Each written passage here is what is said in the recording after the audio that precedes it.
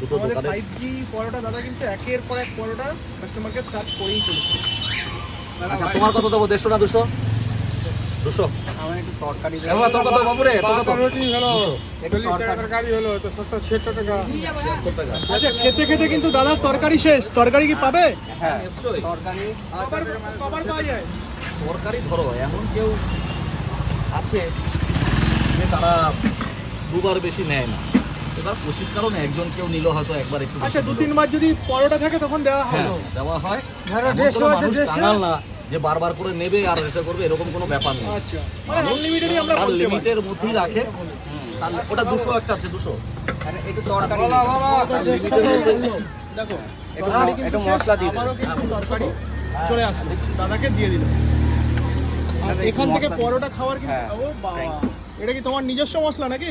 হ্যাঁ আমার হাতে নিজস্ব তৈরি হাতের বস্তা। দেখো মশলাটা